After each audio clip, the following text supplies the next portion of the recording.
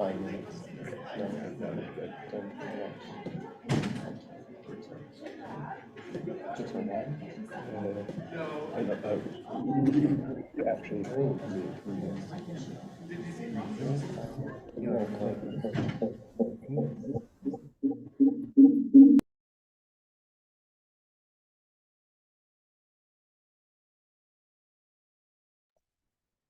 you can use it.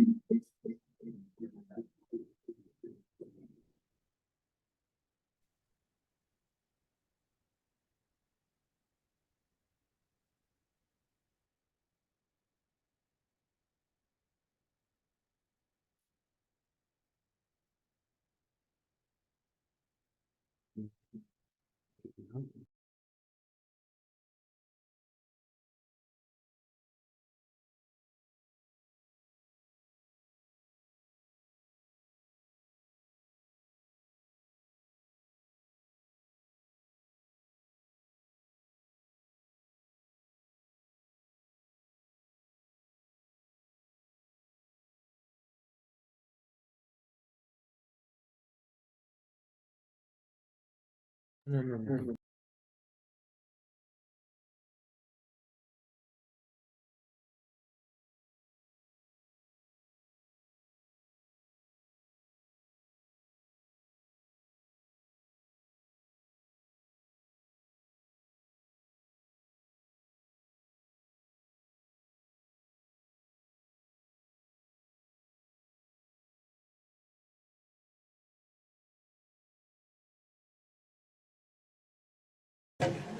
Okay, now can you guys hear me?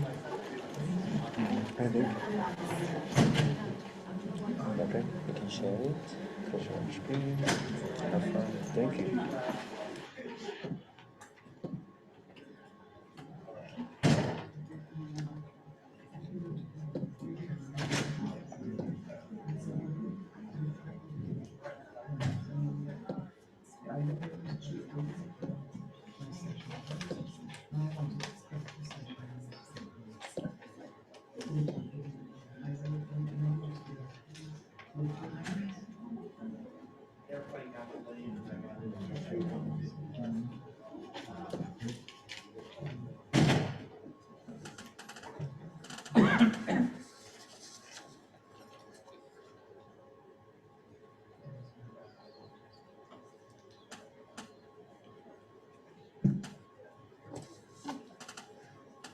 This is a little pre-presentation survey you can take, but we're also going to talk about these questions during the presentation and during the session, so you can fill it out right now or not, or we can do it during the beginning of the session as well.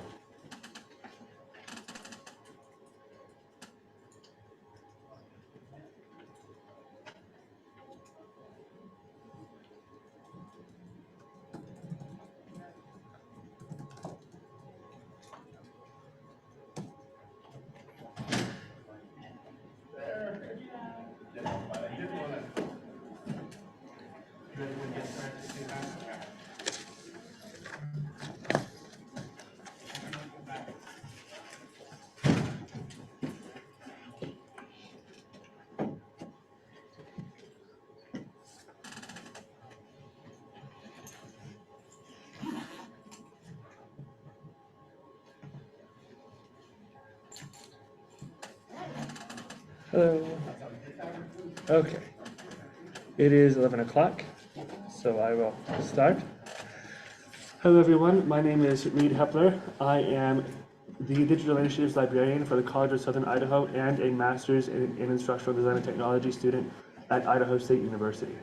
And I am going to bring both of my experiences in those contexts to this presentation entitled Effectively Using ChatGPT in Education. This QR code has a pre-presentation survey, but we're also going to be discussing these questions at the beginning of this session, so please feel free to scan that QR code, and we're going to be using QR codes frequently today, so have a phone handy. If you don't have a phone or a laptop or something, then you can collaborate. We can have some group discussions about these things So this is going to be a collaborative effort on all of our parts and a wonderful discussion, I hope. This presentation has a Creative Commons Attribution Non-Commercial license.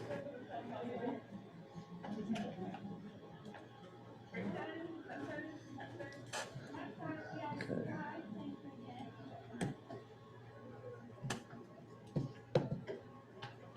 So of course, we're going to have to talk about our objectives first. We're going to discuss the importance of ChatGPT as an open access tool in education, and also examine the potentials of AI, ethical concerns, all types of concerns, and discuss how to use it in education according to the technology consumer or producer model. And we're also going to apply this and have some experience with it. This QR code at the bottom will lead you to ChatGPT. I must also make a note that when I proposed this session, ChatGPT was one of the largest, and still is, generative AI tools. And so when I talk about ChatGPT, please know that these principles, and I've redesigned this presentation 4 or 5 times already, are broadly applicable to many generative AI tools.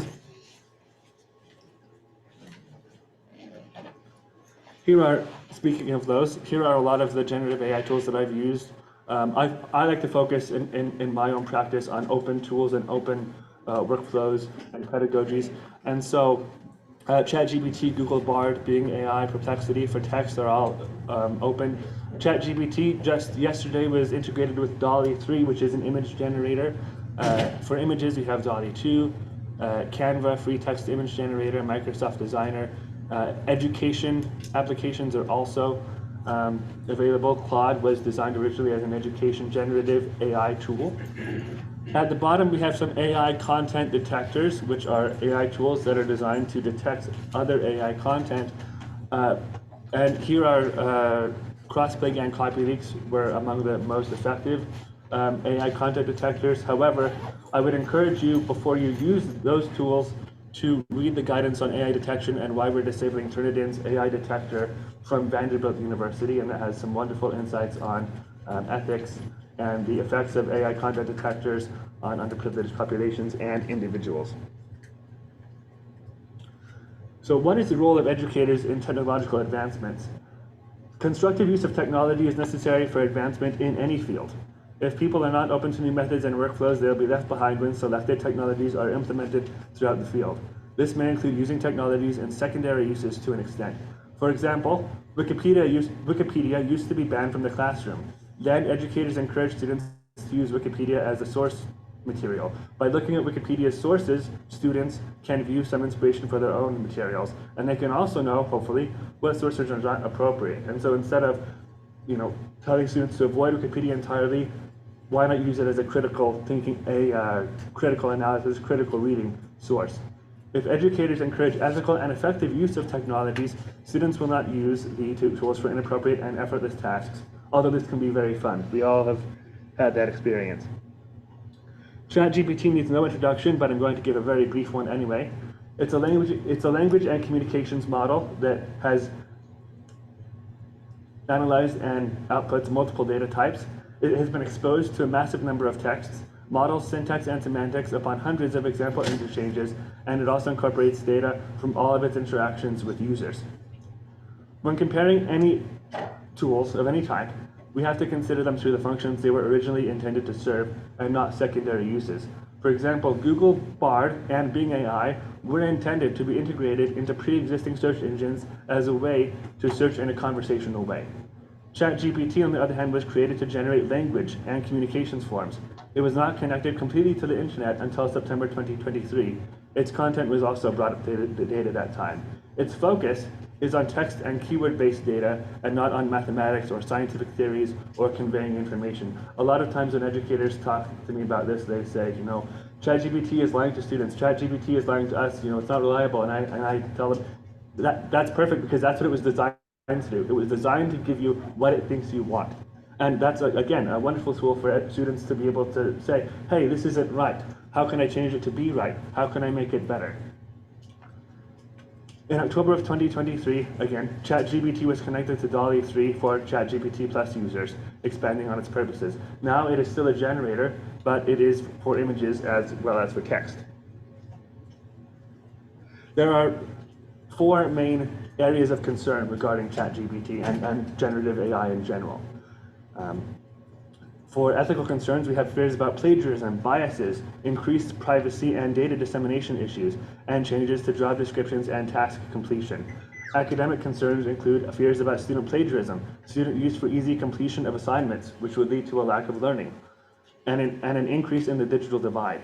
Usability and form concerns include the fact that ChatGPT has arbitrary and selective responses, or sometimes a lack of response to certain prompts, and repetition of certain phrases. Also, there is incorrectness, which requires human correction, and a lack of connection to outside resources and other technologies.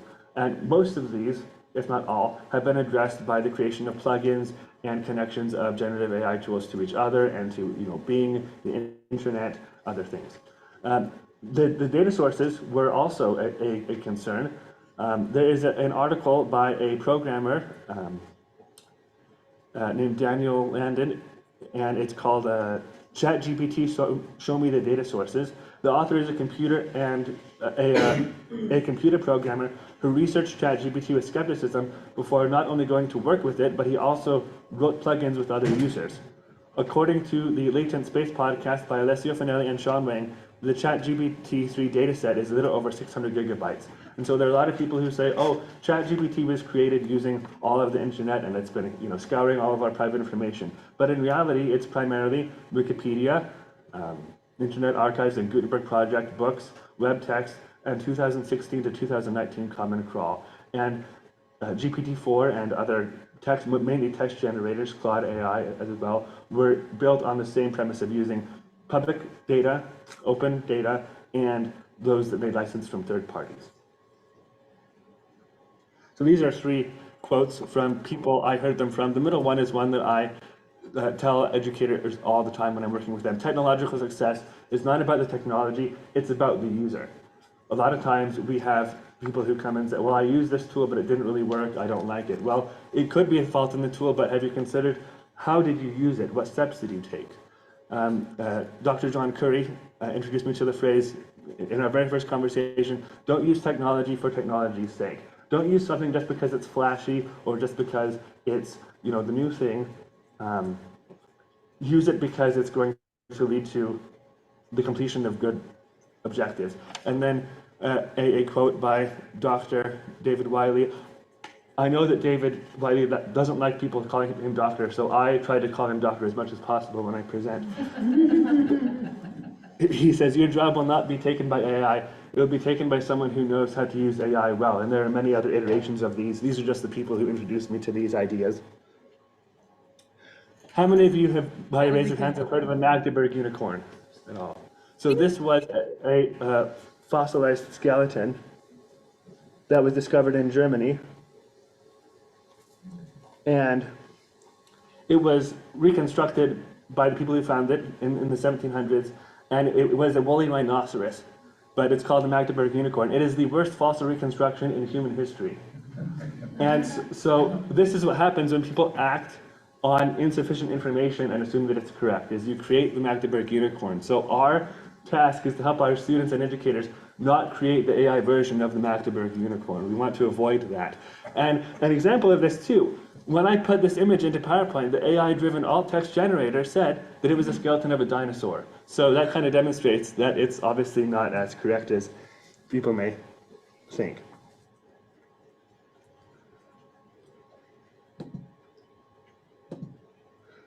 When it comes to education, ChatGPT is just like other technologies. The teacup model by Dr. Curry and others is applicable to this type of technology just like it is to other technologies and tools. Mm-hmm. So the teacup model has 4 basic aspects. The first is teacher-centered. The teacher consumes the technology and creates something with it and learns its intricacies. what does it do well? What does it not do well? How could I use this effectively? How could students use this ineffectively? And kind of learns all there is to know about it so that they can produce things. Then they take products, they take things they've made with this technology and show it to their students. If possible, and this is, I think, best practice anyway, they demonstrate the process of using it to their students. And then the student takes on it, and the student consumes things, including those created by the teacher and by other people. And then finally, they produce things ethically and following best practices that were taught by their teacher. And so this kind of starts a chain. And this is what I try to do with educators, is I take them through this process, and then they pick up, and then it's kind of like a little, like a Tetris thing. You know, you can go here and then there and on, and people will hopefully have a chain of education. Yes? Hello? Can you hear me? I think. If you have any questions, also, I should have mentioned this, I apologize. I'm monitoring the chat. And so if you want to ask questions, please comment in the chat, as well as through voice. And so this is an example of the teacher as consumer aspect. I wrote a textbook along with my colleague David Tralek at College of Southern Idaho on information and library sciences. And I was able to create, I was able to consume a lot of things from prompts. And this is one of the things that I consumed and I adapted. It's a case study based on the experiences of a Baltimore County public library about collection development. That was one of the first things that I consumed and that I analyzed. So now we're going to have some experiences of our own and experiment with it. There are a lot of different prompt types, soft prompts, example prompts saying, you know, to AI, give me this, here's kind of some examples of what I want you to do. Role-playing, discussions, having a discussion with AI.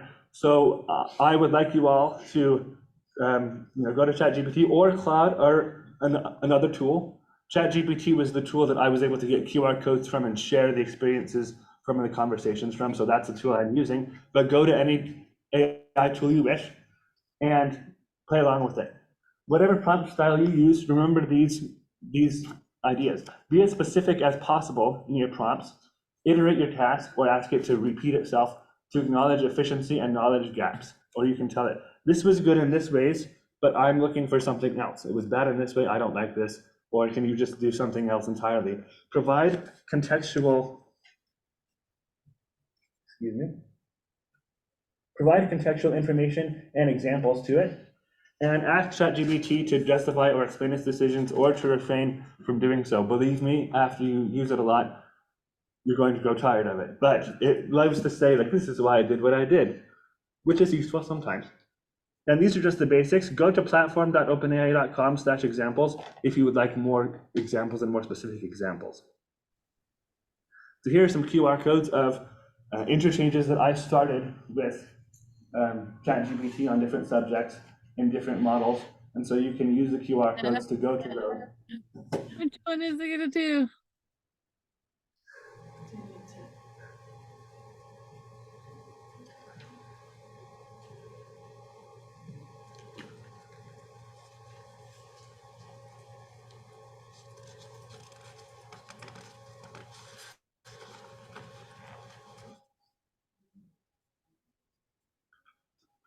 Good, he can show us how to do QR codes. You should, as the host, you should be able to mute other users if Oh, you click into their.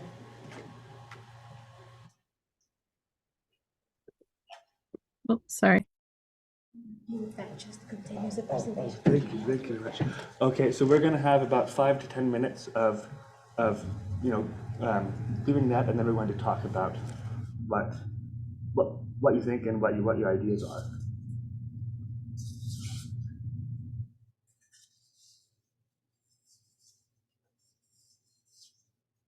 And you can talk amongst yourselves also. The last one I did, we had like tables that we could sit around. So if you wanted to change your chairs around, I don't care. talk whatever you want to. Thank you very much, by the way.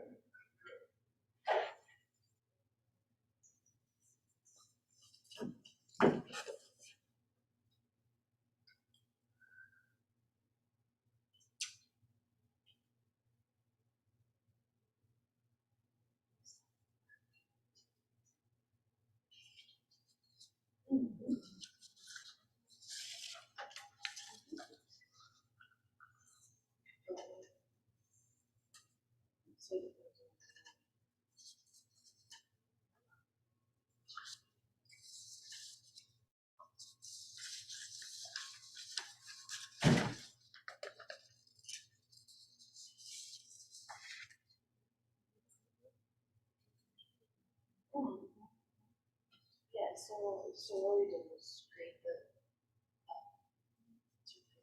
the conversation and it gives you to the specific conversation. Just make QR codes with that way.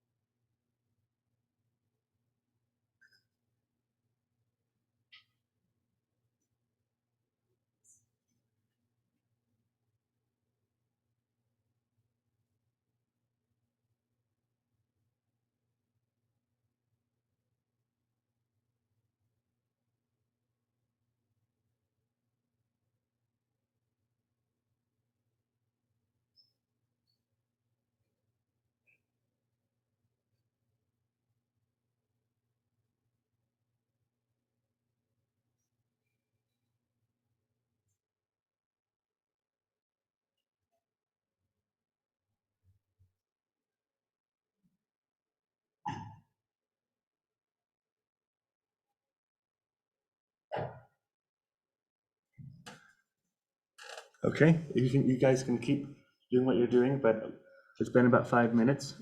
So while you're doing that, what insights do you have about the abilities and the limitations of generative AI tools? And how could that affect student work? Actually, I think, as you mentioned, it's a pre-trained technology, so it requires a reflective learner and a critical thinking learner who is able to manage the tool. As you mentioned, it's not the technology, it is the usage of the technology. So the process of learning itself does matter more than how the learners are interacting with the technology. So when we have a learner who's able to use this tool in a more effective way, we are able to have a wonderful results and a wonderful responses from the technology. Okay. So we have to find a guideline to help our learners, students to use this technology in a more effective way. Mhm. Once we have this guideline, we can like just judge the tool as a more effective way. Okay. On that note, how can someone who is a critical thinker and has learned those skills, how can they teach their students about that more effectively if they've used it and they've learned how to navigate those abilities or those limitations? Yeah, actually, it's an online interaction between the user and between the tool. So we have to analyze this kind of interaction. So we have to find a framework that could help us have a clear image about what is going beyond the scene. So we are not able to know what are the learners asking the ChatGPT. So we have to have a clear image. We have to do some analysis about how to what is going on beyond the scene, using a framework that is like some of the online frameworks that is theorizing the online interaction. And then we have to know what type of paradigm is like what is a hegemony, the hegemony of ChatGPT. It could cause like an AI directed one. So the AI is the one which is directing the learner. So this paradigm is like the AI directed. So we have a passive learner. Learners are using this as like, yeah, this is our premises. They are like using it as like it's valid and credible. So this is not true.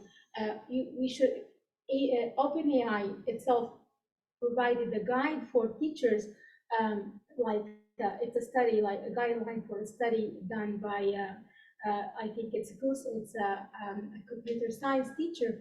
She just provided guidelines for his computer science students how to use it in a more critical way. So don't accept the responses from ChatGPT as it is credible and valid. No, you have to do more research to check more valid resources, valid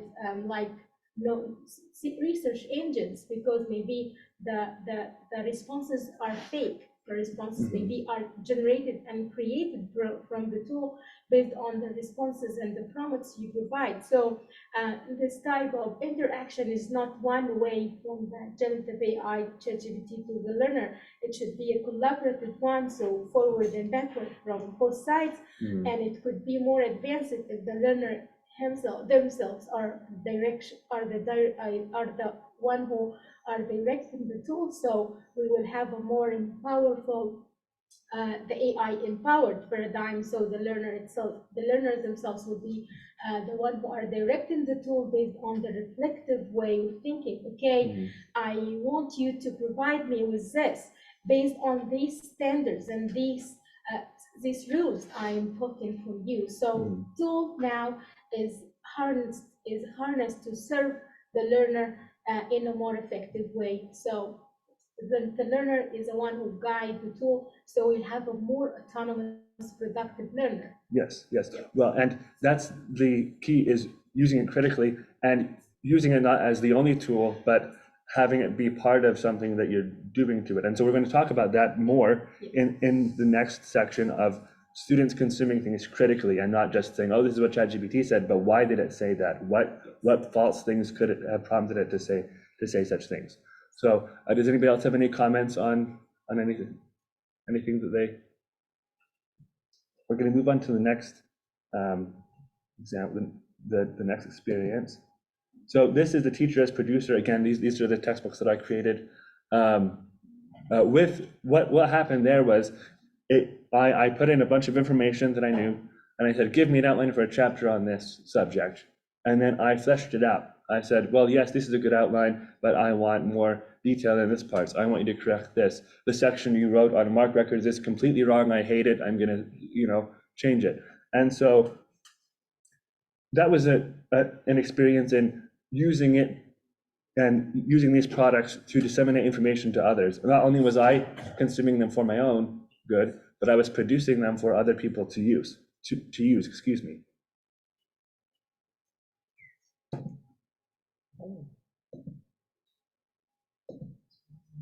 And these are some other conversations that I had. In my bachelor's program, I was a religious studies minor, and so I've been researching a lot of different religions, and so I incorporated that into my things, and it helped me create a massive rubric for things. And so our next experience that we're going to do, we're going to talk about producing things, creating feedback for students on their things, and creating assignments. How could you use, as teachers, how can we produce things for students or for others? A lot of those things, a lot of conversations, I mean, you can have, examples of your own. I want to create a guideline on AI use. yeah. I want to create a discussion prompt for my students so they can create their own guidelines on how to use AI.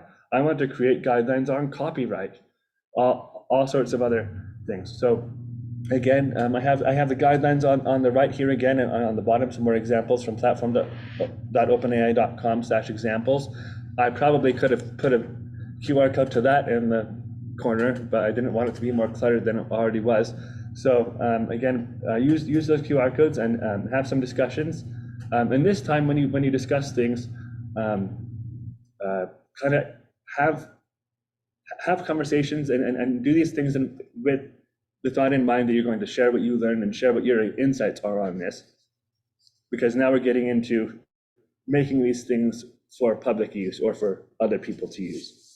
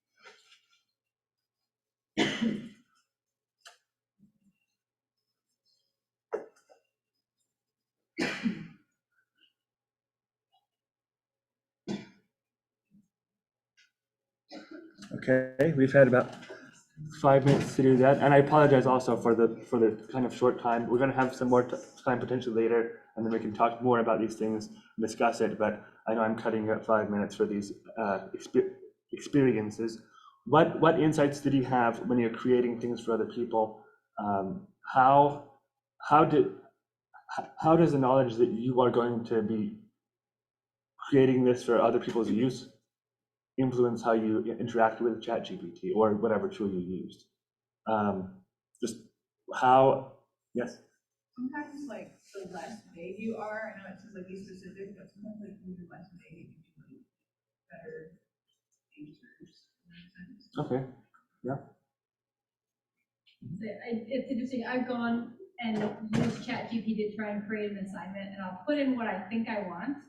It'll give me back some information, and I find many times it's a great jump off point to creating an assignment. Like I'll see something like, man, that would be perfect for this class. Let me share that with you. But what I got from this was this idea of now I can do these things, or even portions of assignment. Like I work in nursing education, and to say things that like take up brain space, like give me 15 names of patients in a med surg unit. Give me 20 diagnoses of patients in a med surg unit. So, and it spits it out, and then I can just go from that and create it. So I love it for just even portions of an assignment, and it's a huge time saver for me. Well, you bring up an interesting point too, that you don't have to use what the AI gives you. You can, I'm gonna edit this, or I'm gonna, this is good, a good assignment format, but I'm gonna use it for this other topic instead, or something like that. Yeah. I feel like it's a really great brainstorming partner. Like just to go in and like, I'm thinking about this, give me information about this so I can think more about it and I can figure out what more I want to know. I think it also pokes holes in how I thought I had given the instruction and how I really need to give the instruction. So it really clarifies for me before I make this decision. Yeah, no, and that is a very important thing too, because I was helping my sister-in-law with her history homework, and she said, "Reed, I don't know what this instruction means. You're a librarian and a teacher. You tell me what this means." And I couldn't understand the instructions for the life of me. And I thought, how many of my students or the faculty I train have the same problem? And so it is a good helper. This isn't understandable. How could you change it? Any other ideas or thoughts before we move on? We have about 20 more minutes. Kamil Amri asks, when I ask ChatGPT to regenerate its response, does this mean that the second response is more accurate than the first one? In some ways, yes. In a lot of ways, no. And it's kind of a mixed bag. And again, this is kind of why I shy away from encouraging instructors, or anyone really. I tell instructors, because I work with instructors, I'm primarily a librarian. I tell instructors not to focus on the accuracy, and don't expect accuracy. Don't ask it to give you facts. Ask it to create a communication form. Ask it to create data that you can manipulate, or ask it, And so, especially because it's integrated with Bing now, ChatGPT, and obviously Bing AI and Bard are integrated with their own search engines, but possibly those might be more accurate, but don't ask a language model moral or ethical questions. That's not going to give you good answers. Or any facts about anything, really. But I remember one of my friends said, I just asked ChatGPT what to do. And I think that is possibly the least logical thing you could tell me that you did. But anyway, that's another discussion. Although one that I like to have, it's very interesting. And so here's another, this is our next phase, the student as the consumer. And these are kind of some activities that they can participate in: examining and critiquing productions of ChatGPT, producing items suggested by generative AI, comparing AI and non-AI products, analyzing facts and data, quote unquote, generated by generative AI, even ones with sources. I remember I asked it about, was it the Habsburg Empire, or was it some historical thing? And it cited sources, but what it told me that those sources supported was not true at all. And it didn't even say it in those sources. So it kind of just knows how to, it's, instead of hallucinating sources, it's giving reliable sources and misquoting them completely. So which is better? That's also another discussion. Actually, I think it is trying to satisfy the user. Yes, Okay, this is what yes. you want, take it. Exactly, yes, because it doesn't think that the people will critically read it. That's why we need librarians. Anyway, but shameless plug for librarians, and educators. And again, the incorrectness of AI kind of facilitates this, that we need to be able to do this, and it necessitates that, having students critically analyze what it gives them. So here's another one, here's another experience, and this is a little bit the same as the previous one, but this is a different angle. As students, we create increasingly precise inquiries, examine ChatGPT responses to learn about habits and syntax and response trends, but also critically analyze what it's saying. Is it correct? Is it inaccurate?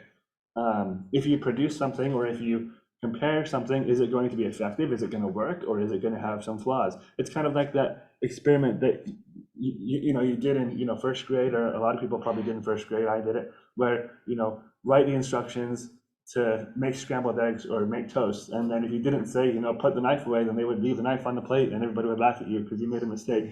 It's kind of like that. So we're going to, I apologize.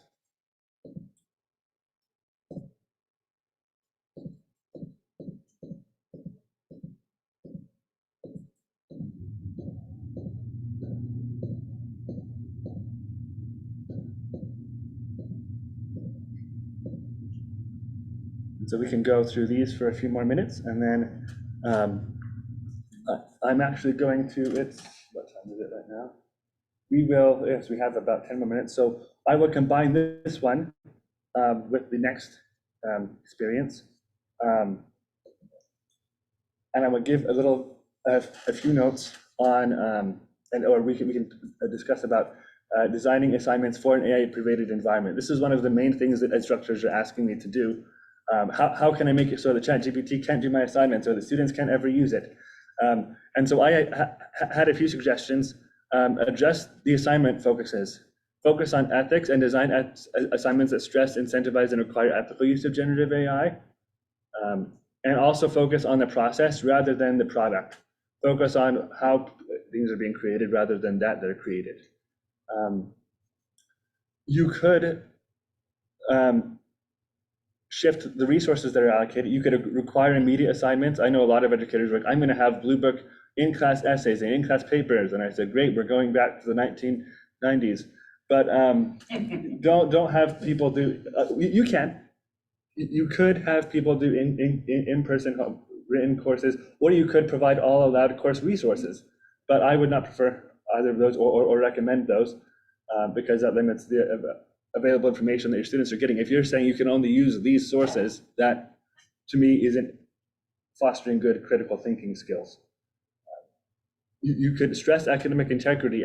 Encourage students to acknowledge AI use through citations and require thorough citations of AI use in all papers, and verify all the citations, confirm the accuracy of cited information.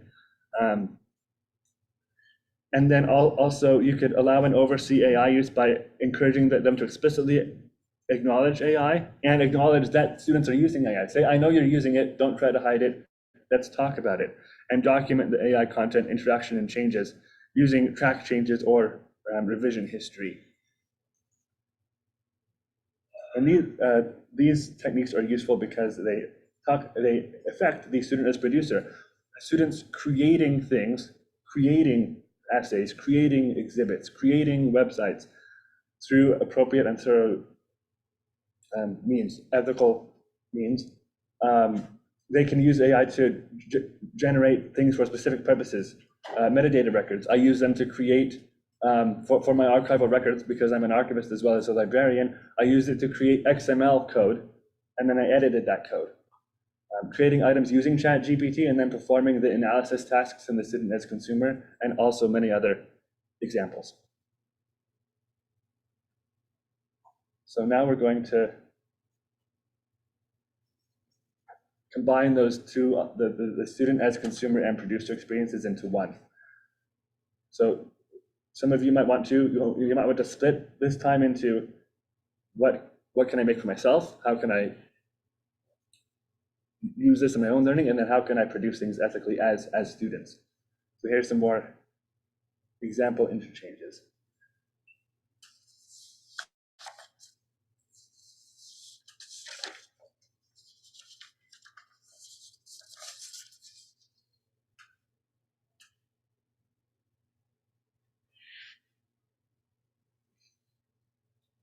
We'll go until 11:45 on this one.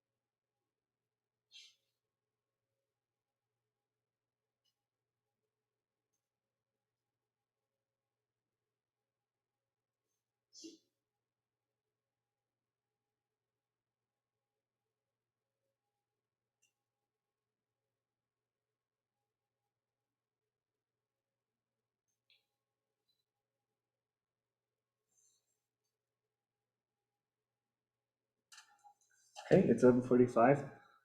Here's the question I want to ask for this, these experiences. As students, when you were working as students, how did using this affect your knowledge of, or how could using this affect your knowledge of what you're studying, or what you're having the conversation with generative AI about, or what you're creating? How did that affect your workflow or your learning process? What are any other comments that you have on these experiences?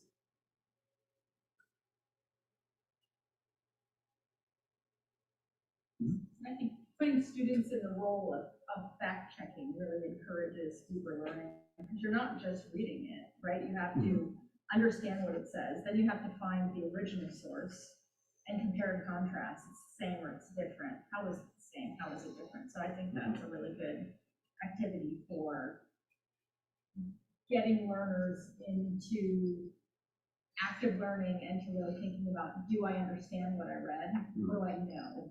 It's forcing them to take responsibility for what they're learning. Okay. Yeah.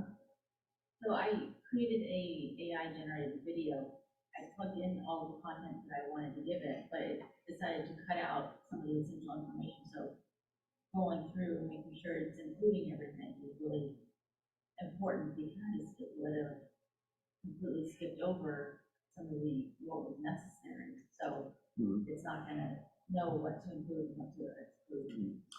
Well, and you're gonna know what to put in there because you know it already. You have to know the general thing in order to know the specifics. Okay, yeah. Any other thoughts? Here's the Kamal Amri also asked another question. Can Turnitin software detect AI work? And I talked about this a little bit. Yes, it can a little bit. It has an alarmingly high percentage of false positives, especially for people who speak English as a second language, and for those whose speech patterns don't follow conventional English.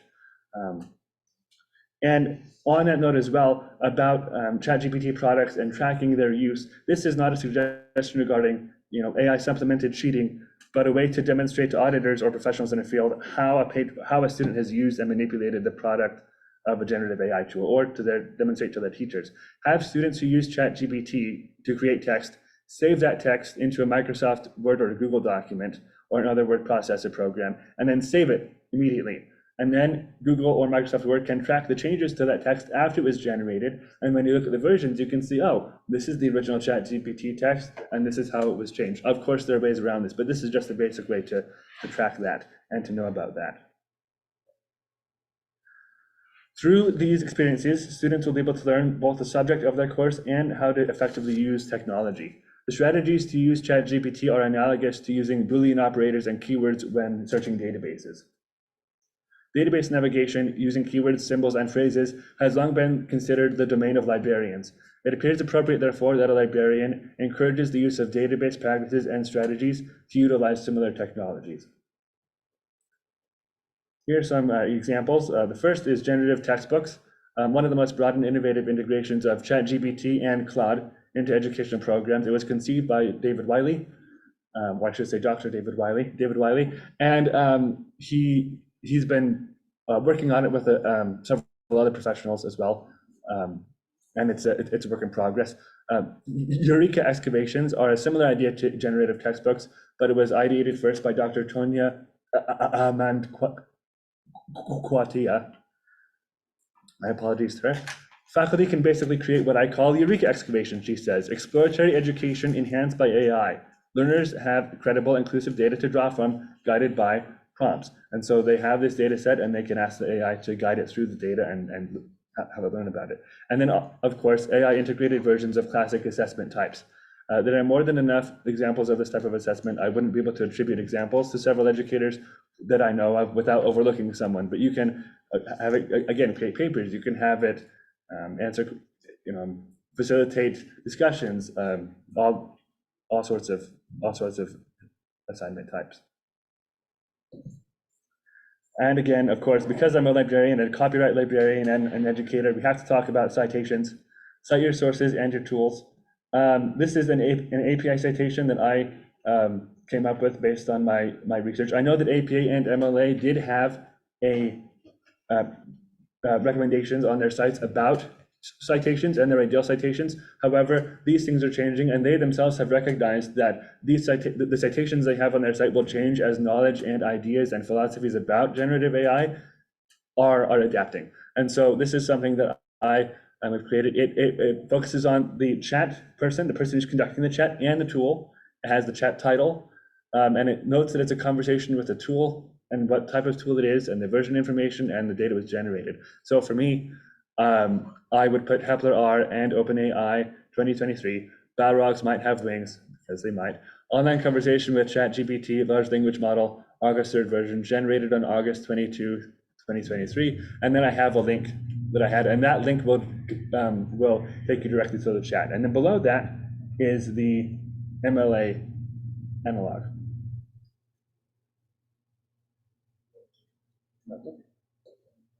Here are my references, of course. And this is the article from Dennis Layton about the sources on ChatGPT. And then this is some sources that I used to create this and other products. Many thanks to Dr. John Curry for his encouragement of my investigation of ChatGPT. This presentation and other aspects of my work related to ChatGPT are the result of several conversations that I had with him. Thanks also to Nathan Hunter for his excellent book, The Art of Prompt Engineering with ChatGPT, which helped me become proficient in many styles of prompts and understand the contexts in which they're most appropriate. On the left are some prompt engineering and AI tools documents I created, and I'll have to update those because of the DALL-E 3 update. AI Prompts for Teaching by Dr. Cynthia Albee. Please go to that. That is an amazing resource. I would encourage you all to look at that. AI in Education Resources by the AI in Ed Google Group. It's created by the Pod Network, but a lot of different organizations are members. And ChatGPT in Higher Education, an article by, or a book by Rob Rose.